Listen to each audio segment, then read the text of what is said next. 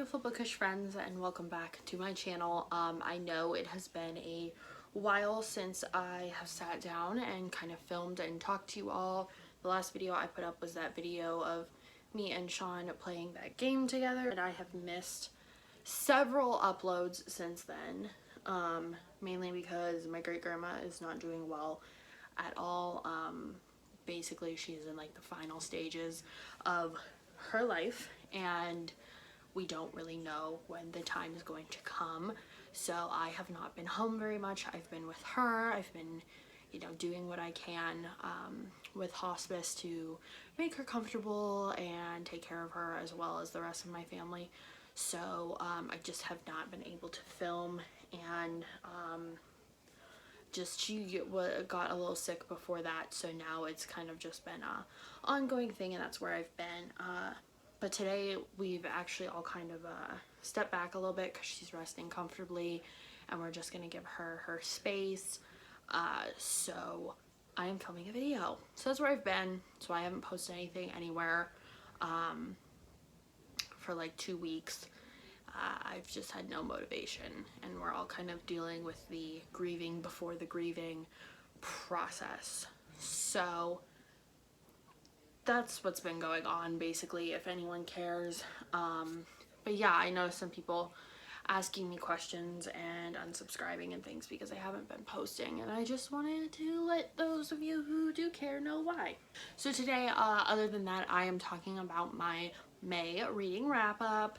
May actually was a really good month for reading, so I want to talk about that, and hopefully it'll get my mind off of everything else that's going on right now. So let's talk about the books that I did in fact finish during this month, because there's a few I didn't. Let's start with the Moana comic. I put this on my TBR kind of as like a whim, just to give me something to read that was fairly quick. I did read this in a day, and I gave it a 4 out of 5 stars. It's 208 pages, so it is a very quick read, and because it is a comic, you know, very quick to get through. This is basically the movie of like the novelization of the movie, but it is like, first it gives you like a condensed version of the movie, and then there is a few pages of activities. It's definitely more of like a children's book. There's a few activity pages, and then you go to the next section where it breaks down a different part of the movie a little more in depth, and then there's more game pages, and then more of the movie. There's also some bonus scenes in here and some Pixar shorts in the back that I believe played before Moana. So yeah, there's just some bonus scenes and stuff in here if you're a big Disney or Moana fan. Yeah, so I gave this a 4 out of 5. It was just the same story told in different ways, but it was really cute and a nice escape read. So this next one took me so long to get through because it is so analytical and you know, logic based and everything. Of course, this is Black Dahlia Red Rose, and this was 267 pages of actual, like, I want to say storytelling, but basically of storytelling and talking about what was going on with the case. And the rest of the pages after that are all notes afterwards, acknowledgements, and basically a cast list of everyone mentioned in the book. This book takes you through the Black Dahlia case, which happened in 1947, I believe. So it's been quite some time since Elizabeth Short was discovered, murdered in Los Angeles, and this takes you through not so much of the murder or the theories of suspects, but the actual case itself. So what the police were doing, how it became corrupted, how some of the police were working for mafias at the time, and they thought that this girl may be involved in illegal activity and somehow got involved with the mob, and that's why she was murdered. That's not a spoiler. I mean, all this information is very readily available because of it being one of the most famous unsolved cases in America. But I gave this 4 out of 5 stars. This is the first book that I have ever read every single footnote on every page, because there's just so much information that is so well thought through, I mean, everything is picked apart. And apparently since this book came out, the author has gotten a lot of trolls and kind of like these Black Dahlia gatekeepers who have been telling her her opinions are wrong, or her theories are wrong, or her personal suspect list that she kind of talks about herself is incorrect. So that's all discussed in here. But it is written not only as a true crime book, but as a noir kind of documentary style, and the author herself actually used to write documentaries for BBC. So she writes this in a way where it reads like a, you know, black and white Hollywood mystery noir sort of movie, but it's very real, very fact heavy, and very good if you want some true crime nonfiction. I read The Perfect Date. I read this in one day, as I do with most of my adult contemporary romances, and this was a 4 out of 5. Only 275 pages. Honestly, it would have been a 5 out of 5, but it felt really convoluted at times. Like, some of the stuff just seemed, I mean, it was very like Real Housewives sort of vibes at certain points.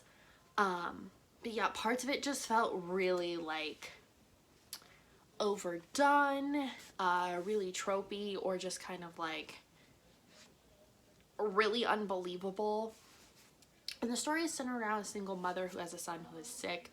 He has very bad asthma, and she becomes very close with a professional baseball player who has had some scandals in his time due to his ex-girlfriend, and basically they fake date to clean up his reputation a little bit, a la Fix Her Up, but a little different. But also because he really does like her, and she wants nothing to do with his money, his fame. She just wants to be a good mom. There is representation of several ethnicities. We have several people of color in this. About it, it's just mainly like the fake dating. Will she let herself fall in love with him? Won't she? You know, where does the son come into all of this? It's very good. The sports is a little bit heavy in this one, so if you're not a sports person, you probably won't like it. But yeah, 4 out of 5. And it gave me very Made in Manhattan. So if you like that movie, you might like this one. And then I read Ruined, which is a YA. I thought it was a middle grade. It could come off as middle grade, but it's in that weird middle grade YA gray area, because the characters in it are in high school, but it's written very young, if that makes sense. But anyway, Ruined is a paranormal, not thriller, but yeah, I guess you could say paranormal thriller. It is 309 pages. It is all about a girl who moves from New York to Louisiana post Katrina and ends up living with her aunt, who is a psychic or medium, and she ends up figuring out that she too has the power to see ghosts and communicate with the spirit world. There's a lot in this that was very heavy. There is some conversations about race and those issues in Louisiana. There is elitist kind of people in here. There's a lot of talk about class and, you know, who belongs, who doesn't, who built New Orleans, who runs it now. But it also deals with a centuries old curse. So it's a lot. I gave it 3 out of 5. And honestly, I kind of skimmed the end because it was getting very drawn out and very predictable. You know, I am really big on things like Dynasty, like the high society kind of drama sort of stories. But at times it got so confusing.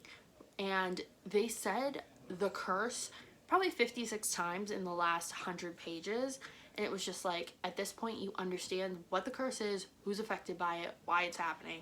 Like, it's referenced over and over and over and over again, to the point that it was like, we get it, the curse is happening. Like, can we just get it over with? Can we either get rid of it or let it come to fruition? Like, what is going on? And there were several scenes that got really either drawn out or made absolutely no sense. So when it's all said and done, it was pretty predictable. I kind of figured out what was going to happen by page $2.75, and that made me kind of lose interest in the actual conclusion of the book. It was very good, but I am not keeping it. I'm going to be passing this on to someone else. I only got it for $4, so it's not a big loss, and I read it and it was okay. So then I read like 1.5 ebooks. So I read the Cursed series, which is a werewolf YA romance. I'm not a Twilight fan. I never read it. Watched the movies. They were okay. But I read the first 2 books in this series. There are 3, and I did plan to read all 3, but we'll talk about that. So the first one is called Verity, and I gave this one a 3.5 out of 5 stars. So like I said, is a YA werewolf romance kind of thing. It's really tropey. I mean, the shy artsy girl falls for the new boy in town who's mysterious and dark, and his family's weird, and his little sister becomes her best friend. I mean, we could just rip pages out of Twilight and rewrite them to be werewolf instead of vampire, and we would have this book. It is set in the UK, which was different. It's set in Ireland. So that was really cool. I did like the setting. It's very angsty. It's a very quick read. It is very much, I would consider, a guilty pleasure read. If you read fan fiction in the days of One Direction, or you still read fan fiction for whatever, I mean, there's fan fiction for everything now, you would probably like it. It's written very much in that vein, but there is a lot of internalized misogyny in the book. And I don't throw those words around a lot, but if you read it, you'll see it. It's kind of hard to explain, but there's just a lot of that. So there's that. Then the second book was called Clarity, and I gave this 1 out of 5 stars, and I kind of sort of finished it, but not really. I skipped like 200 pages in the book. So basically there was no plot development from the first book to the second book. The first one left you on a cliffhanger. The second one, you kind of knew where you were picking up and hoping for answers and mystery and drama, and it was like everything flatlined. Like the characters weren't developing, they weren't changing, even though revelations had been made, answers had been given, but nothing was happening with that information. Just felt really heavy-handed on some of the werewolf stuff.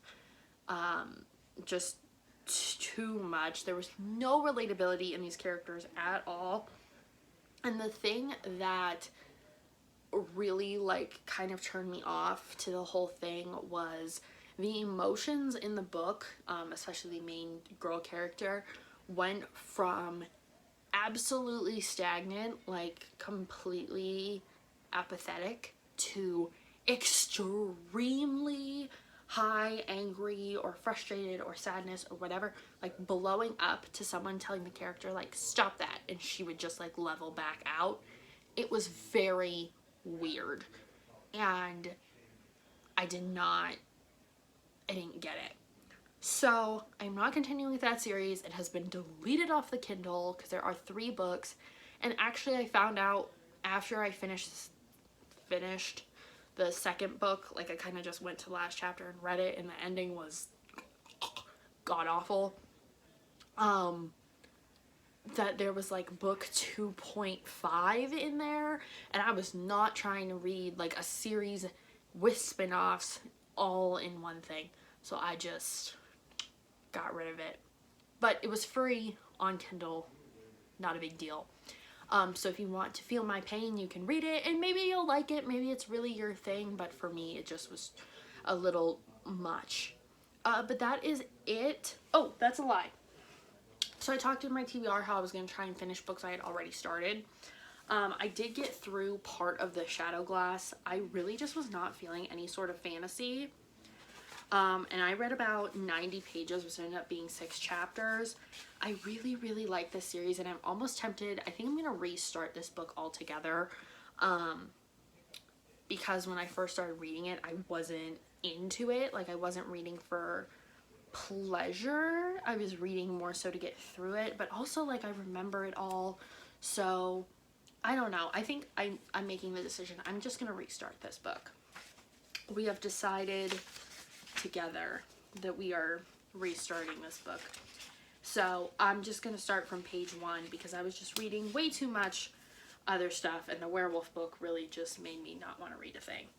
And then I have started Pandemonium, which is what I will probably finish here. I did not get any further on Kingdom Keepers, if you were wondering. I'm just 24 pages in. This is the second book in the Delirium series, which I was not a fan of the first book at all, but the first 24 pages of this book have me very interested in where the story is going to go. So I may end up liking the second and third books better, but I did get rid of the first book. So we'll see how this kind of ends. Basically, if this book does not end up being good, I'm getting rid of the series as a whole. So this is its chance for redemption. That being said, that is all the books I got through from my TBR. There were a lot of books. I did fairly good. 2 books I didn't start. So yeah, if you guys enjoyed this video, make sure you like, share, comment, and subscribe. When things kind of return to normal, whenever that may be, I will be back with makeup and stuff like that. Yeah, just not really sure what to make of the whole situation. So yeah, I hope you guys are having a good day. Stay safe out there. The world is a crazy place right now, and have a good one, and I'll see you next one. Bye.